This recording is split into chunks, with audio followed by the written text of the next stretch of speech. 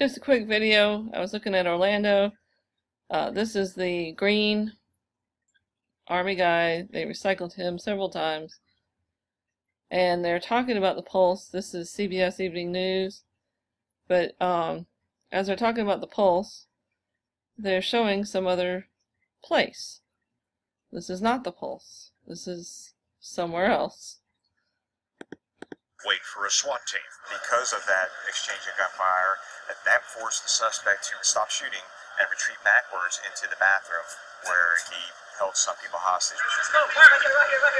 Forcing Mateen to retreat gave countless people a chance to escape.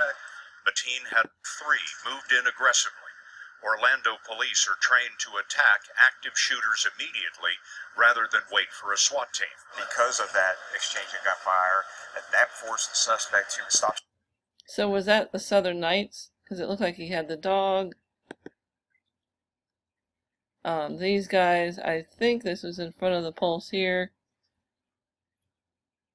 Let me turn that down. And then this is the corner here. This is where Dr. Pavlik was.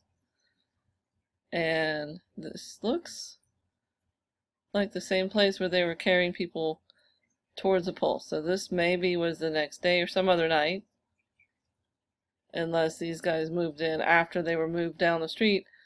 But there's no telling. Of course, there's no timestamp on any of the video. There was a helicopter flying around. So the pulse is this way. This is the corner. This is the roof where someone was taking pictures. And this is the Tire Kingdom over here. Where, who was it? Miguel, the Ava, said he was on his way to the Tire Kingdom when he was shot. Just an overall ridiculous story. But I just noticed that they show someplace else, that's not even the pulse, when they're talking about the pulse. And the this scene here, this is next to the Dunkin' Donuts. This is the building where it was the other side, the yoga, the giant Pavlik building. Just more nonsense, utter nonsense. Just wanted to make a quick video before I lose it. I was looking for something else. So I'll look again and see if this is Southern Knights or some other place. But it was the University of Central Florida that had the K-9 units. They were doing their training. And one of them was wearing a body cam. And then they went into another bar. They said it was a gay bar, which some say was Southern Knights. But that place looked closed too. And not sure what this is. This is definitely not the Pulse. Pulse didn't have any columns or a palm tree with the lights wrapped like that. So, and then that one guy, he was like in every scene that they had an army guy, it was the same guy walking through over and over again. When they were putting that guy on the pickup truck, they had a black rag, and now they have a white rag. I think that's part of the training, so they can identify via color, you know, how injured somebody is. And this is the little group that looked like they were perfectly fine, just jumping up in that pickup truck. The SWAT team was prepared. And this guy again, same guy. Remember the supposed shootout was over here at the car tinting place. This is the same guy going through, being recycled over and over again. To enter the same breach to assault the gunman, but before they had a chance, Mateen left his hostages and came out of the breach shooting.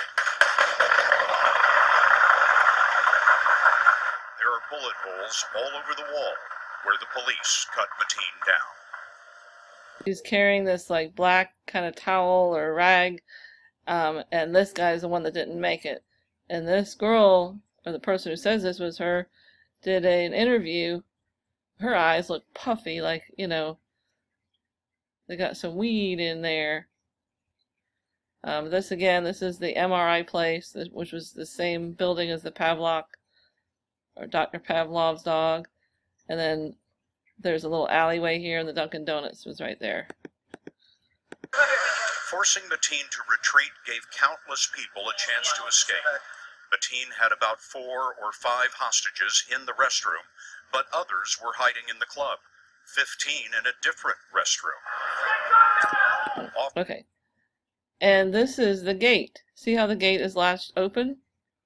You can see that it's open. There was no privacy fence being knocked down.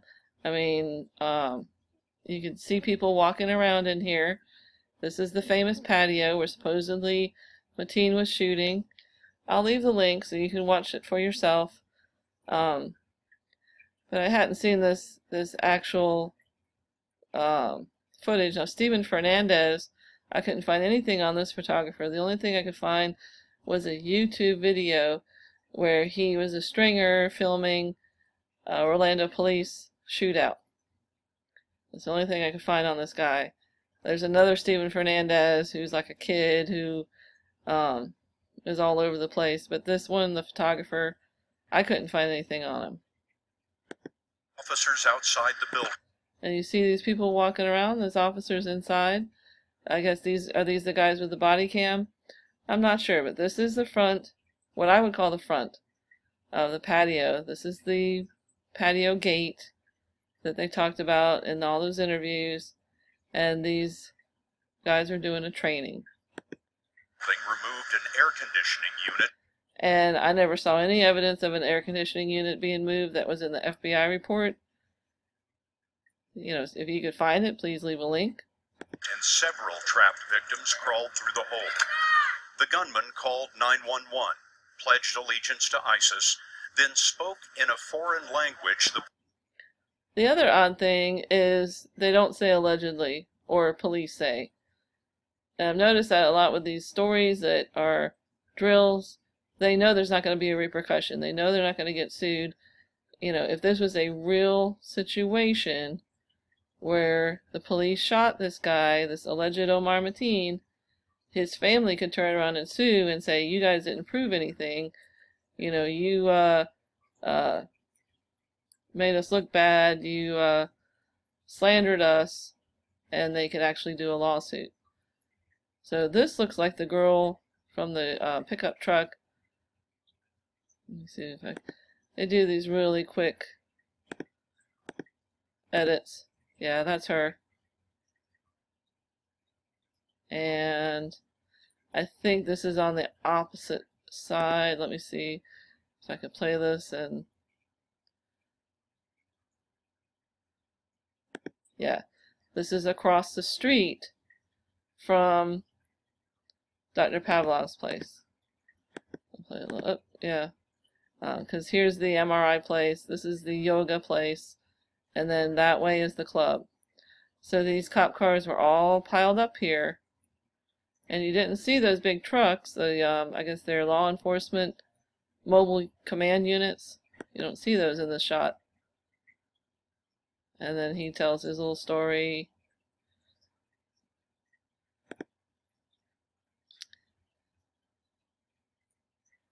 And then you see the way they piece it all together. You know, there's no bomb threat here. Doesn't look like anybody's even in there. They have the lights on, but you don't see, I don't see anybody in there. And this is where the shootout was. Those people weren't even wearing helmets. So they supposedly had a shootout here and a shootout in the back. And nobody knows what caliber they were hit with. Don't they want to know if they were shot by police? I guess not. Alright, I'll go back to the beginning and play a little bit more.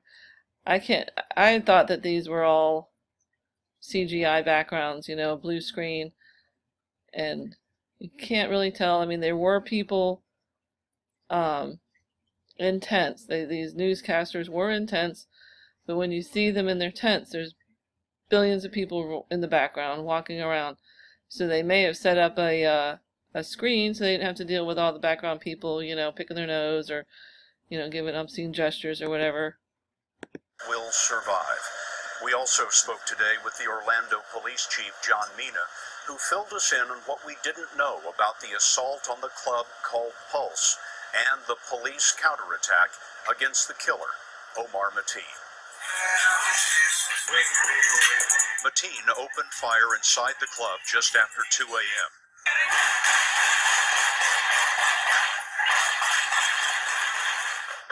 A uniformed off-duty officer working as a bouncer returned fire and called for backup.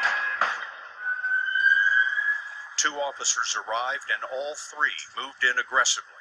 Orlando police are trained to attack active shooters immediately rather than wait for a SWAT team. Because of that exchange of gunfire, that forced the suspect to stop shooting and retreat backwards into the bathroom where he held some people hostage.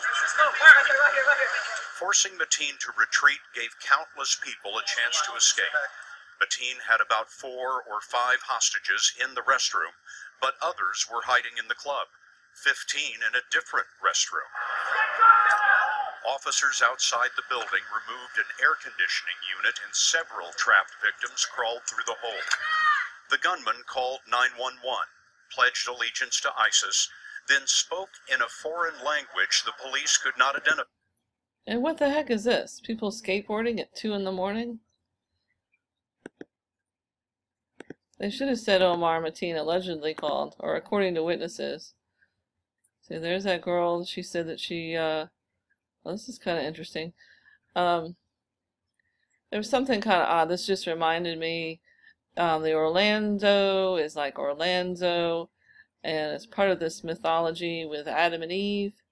Is the Dallas shooting in the background. One of the witnesses was talking in front of a sign, and the parts of the word were kind of blacked out except for the word Eve. So, you know, they recreating this Adam and Eve kind of scenario, at least in their mythology, this sort of passion play mythology. Just a question, comment if you have any insight on that, because everything is pretty much, you know, not by accident. And these people, they're not just bystanders, they're not just people who walked up. There would have been a perimeter. These people wouldn't be able to be here unless they had, you know, special passes. Because later they turned this into a national secured special event, which means that only certain people had access to the information. They shut down the OPD. You know, they weren't allowed to go off script. And, you know, but they let the witnesses have carte blanche. Witnesses can say whatever they wanted. Every single witness messed up their own story. You know, you didn't have to worry about anybody else's little version of the story, because each one of them contradicted themselves, and all of them have GoFundMe accounts. You know, you would think that they would have gotten money from this Orlando fund, but that's just slush fund money, in my opinion. I don't know, you know, who's in charge of that. I mean, besides the Grand Master of the Treasury, what's his name, Finkelstein or Goldenstein or Goldenberg, Katzenberg, that guy from 9/11. I did a video about him, I just can't remember his name, but he's in charge of the money. But who's in charge of reporting where the money went? Is the Orlando Sentinel going to cover that?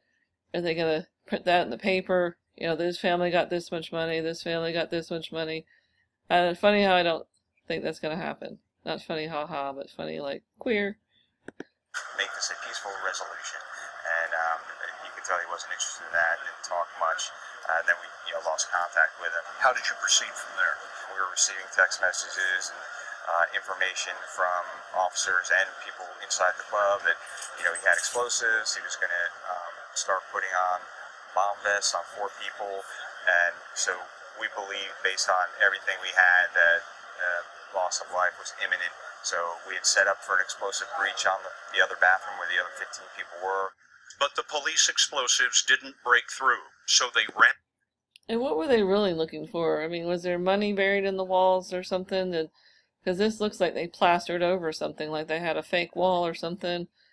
You know, you can't really tell from these pictures, but, I mean, was there some kind of, I don't know, horrible thing that they were looking for?